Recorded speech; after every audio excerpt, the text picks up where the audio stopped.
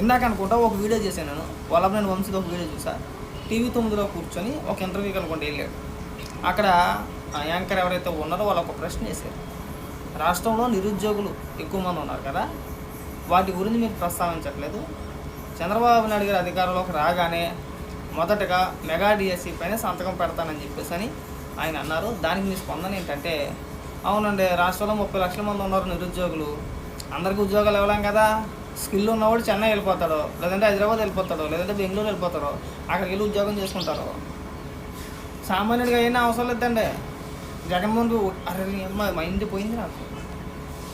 నువ్వు చెన్నై బెంగళూరు లేదంటే తెలంగాణ అని చెప్తున్నారు, కానీ మన ఆంధ్రప్రదేశ్లో కూడా పరిశ్రమలు తీసుకురావచ్చు, లేదంటే జగన్మోహన్ రెడ్డి తెచ్చాడనో లేదంటే తెస్తావనో ఆల్రెడీ ఇన్ని ఉద్యోగాలు కల్పించారనో సమాధానం చెప్తారేమో అనుకున్నాను నేనైతే.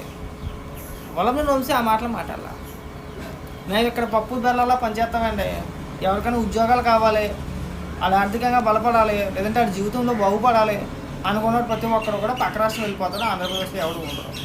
చెన్నై వెళ్ళిపోండి, తమిళనాడు వెళ్ళిపోండి, హైదరాబాద్ వెళ్ళిపోండి, బెంగళూరు వెళ్ళిపోండి, ఈ ఉపన్యాసాలు చెప్తున్నారు. మళ్ళీ అధికారంలోకి వచ్చేస్తే కనుక చేతుల్లో సిప్ పెట్టేస్తానని చెప్పేది అదే.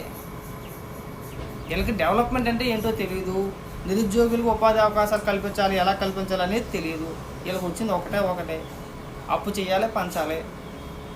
100 రూపాయలు అప్పు చేస్తే 25 రూపాయలు పంచుతారు, 75 రూపాయలు నొక్కేస్తారు. అంతకుమించి చేసేది ఏమీ లేదు. అప్పుడే దాదాపు 10 లక్షల కోట్ల పైన అప్పు చేశారు. వీళ్ళు పంచింది మాత్రం 250 కోట్లు 250 కోట్లు అంటారు. లెక్క మనకు అర్థమవుతుంది కదా, ఎంత నొక్కేశారు, ఎంత తినేశారు అనేది. మళ్ళీ వీళ్ళకి ఓట్లు ఎత్తే కనుక రాష్ట్ర ప్రభుత్వ చేతిలో ఖచ్చితంగా చెప్పి పెడతారు. అప్పుడు చక్కగా అందరూ కూర్చొని మాదా కులం తల్లే అని చెప్పేసి నడుపుకోవాలి. ఏ వంశీ?